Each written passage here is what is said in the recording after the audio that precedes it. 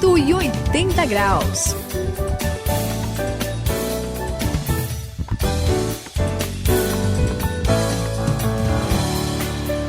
Olá, eu sou o André, estamos juntos aqui no 180 graus, esta é a virada da sua vida. E eu conheci uma pessoa, tive bastante contato com a pessoa e a família que tinha necessidades especiais, sabe, Sayão? Puxa. E eu via a dificuldade dela para viver.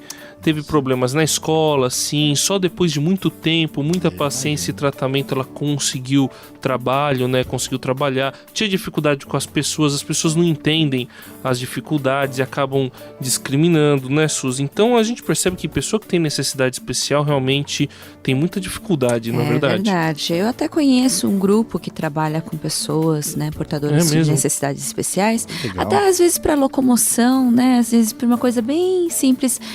Assim, é muito mais difícil e a gente às vezes não tem estrutura para essas pessoas, né, Sayão? É verdade, Suzy. A gente sabe que é uma situação muito peculiar, difícil, né? Eu conheço história de casais, por exemplo, que tiveram um filho assim e, vamos dizer, quase que eles ficaram numa situação pior do que a própria criança, Puxa né? vida, sim. Mas no meio desse cenário todo difícil, André, quando a coisa assim parece difícil, Suzy, olha, o que é bonito é que quando surgem pessoas com necessidades especiais, tem gente movida por Deus que resolve fazer alguma coisa especial. Então você preste atenção porque hoje o nosso programa é especial.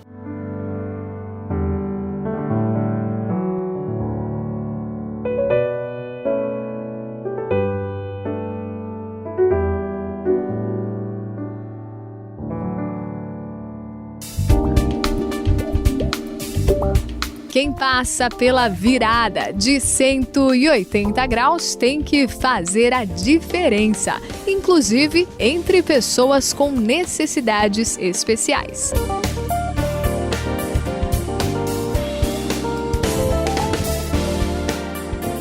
Estamos aqui no 180 graus conversando um pouco a respeito aí de pessoas que têm ajudado, pessoas com necessidades especiais e como a gente já começou aqui falando, infelizmente uma dos grandes problemas, além das dificuldades que a pessoa enfrenta, né, que a gente já falou, né, tem dificuldades para ir para a escola, tem dificuldades de se relacionar, de viver no nosso mundo que não está adaptado para elas, né, elas sofrem com discriminação com outras pessoas, as pessoas não entendem mesmo. Eu lembro de uma pessoa, Sayão, que quando ela chegava, eu tinha contato com ela, e aí eu tava conversando com um grupinho, essa pessoa chegava para conversar comigo. Eu percebia que as pessoas iam saindo.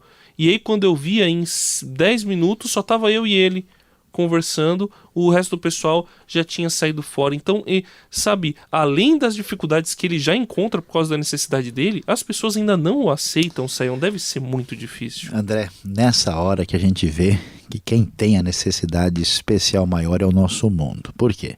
Porque nós vivemos numa sociedade onde assim, as pessoas pararam de ter valor como pessoas, como seres humanos criados por Deus.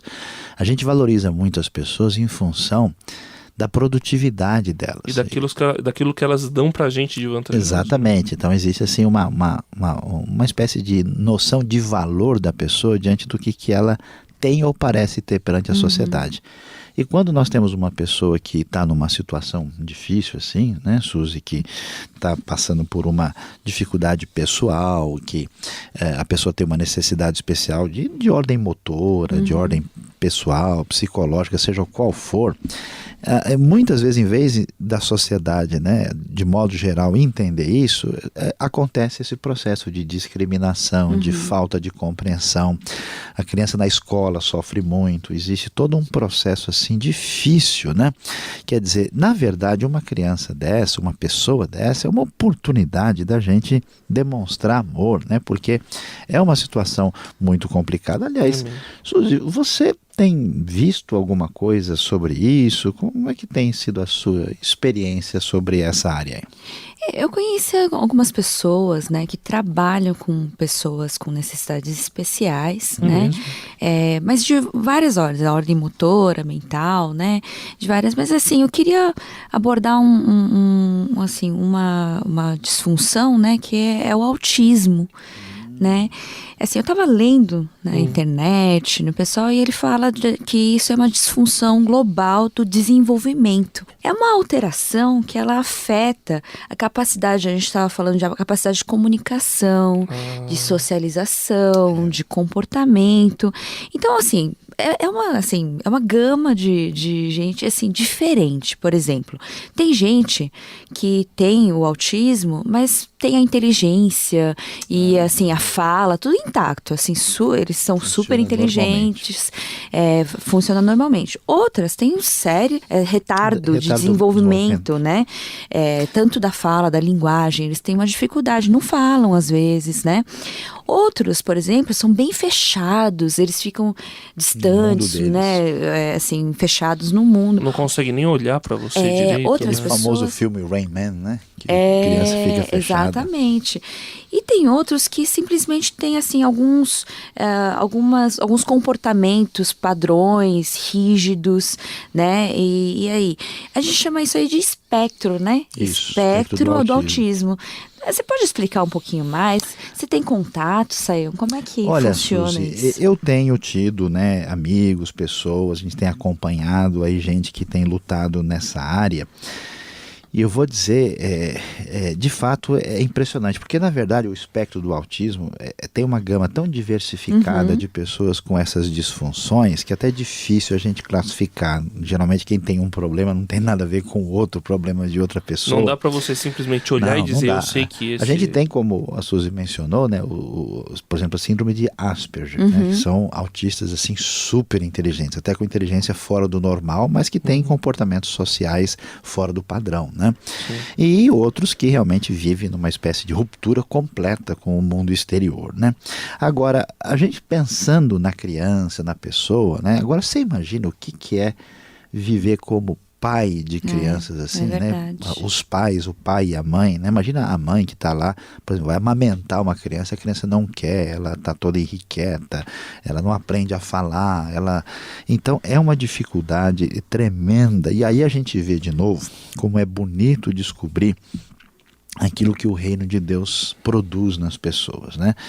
Quer dizer, da gente ter uma sensibilidade para olhar essa dificuldade, para prestar atenção a essa luta diária. Eu conheço gente que tem, por exemplo, família que tem 2 filhos autistas. Puxa vida. E você imagina o que é gerenciar. Eu tinha um amigo que tinha uma prima que tinha 3. Sabe o que ele fez uma vez? Estava todo mundo reclamando da vida, dizendo que as coisas estavam difíceis, complicadas, que achava que Deus não era justo porque estava passando por problemas. Ele fez o seguinte: um dia, eu quero dar uma palestra especial para vocês, como vencer o sofrimento.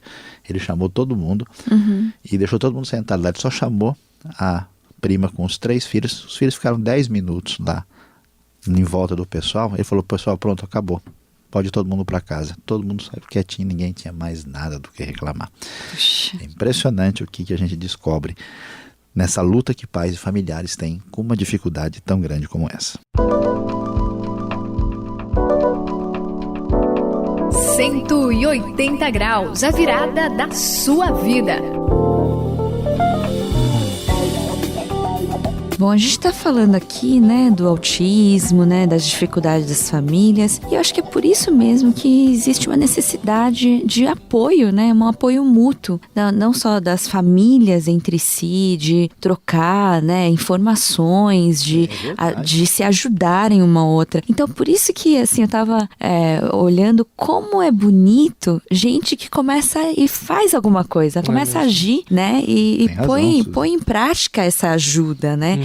Foi tão interessante que eu estava vendo a história da AMA. Né? AMA é a Associação dos Amigos do Autista. Ah, legal. Né? Então é muito interessante que tinham famílias, tinha um doutor, né, o doutor Rosenberg, e ele tinha clientes, né, que tinham as famílias tinham filhos, assim, em média de 2, 3 anos, que eram autistas, diagnosticados autistas, mas ninguém sabia nada sobre o assunto, só sabia o nome da síndrome. E aí, o que eles iam fazer? Eles não tinham a quem recorrer, eles não sabiam lidar com aquilo, porque não sabiam nem o que era direito.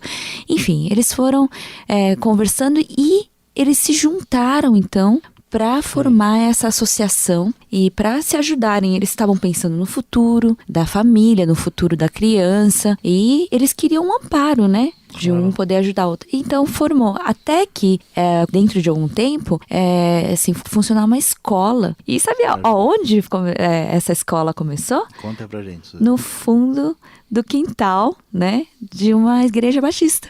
Olha que bacana. Olha que interessante. Você conhece essa história, né, Sayão? Conta um pouquinho mais pra gente. Eu tô aqui me mexendo na cadeira para continuar a conversa. Olha, é interessante. E eu até conheci o pastor que fez esse trabalho, André. Muito interessante. Um pastor de uma igreja batista, o pastor Manuel Té. Aliás, ele teve um filho que tinha uma dificuldade, assim, né, nessa área.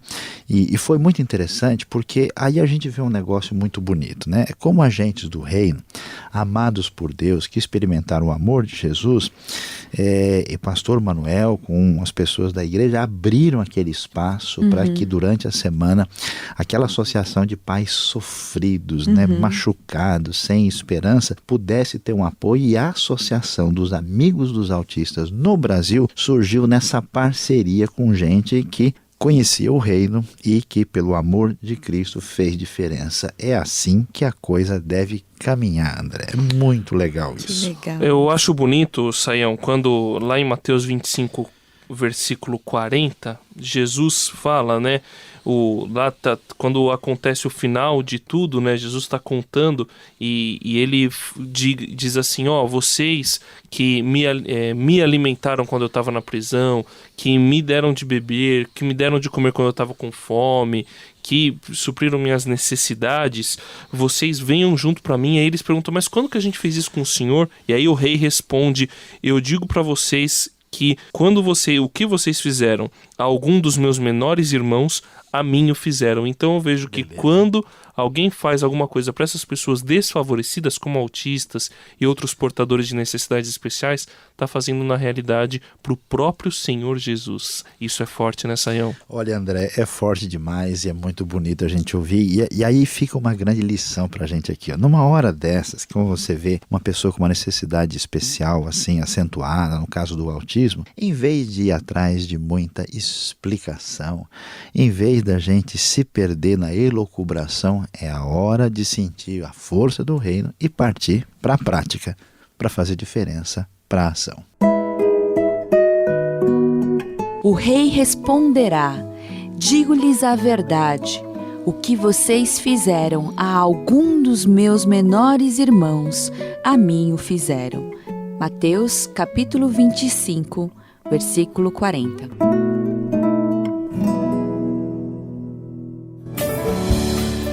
Este foi o 180 Graus, hoje falando a respeito aí de pessoas que amam outras que têm necessidades especiais. Faça a sua parte também. Quando você vê alguém com necessidade especial, não se afaste, pelo contrário, procure ajudar e você vai ver que no final das contas você vai estar fazendo algo como se fosse para o próprio Senhor Jesus. Eu sou a Suzy aqui no 180 Graus, me despedindo de você. E eu gostaria que a gente pudesse lembrar do valor, o valor que Jesus, o valor que Deus nos deu como seres humanos. Todos nós somos muito preciosos para Deus. Este foi o 180 Graus de hoje. Quem se despede aqui é Luiz Sayão.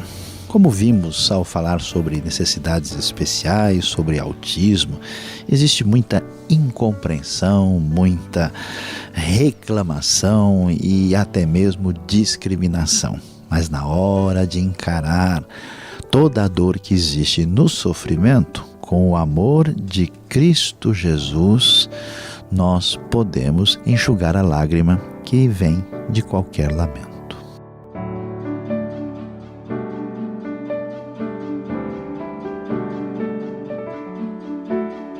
180 Graus, a virada da sua vida. É uma realização transmundial. Apresentação e produção de André Castilho, Suzy Lee e Luiz Sayão. Apoio técnico de Paulo Batista. Coordenação de André Castilho. Supervisão Samuel Matos. Direção-geral José Carlos dos Santos.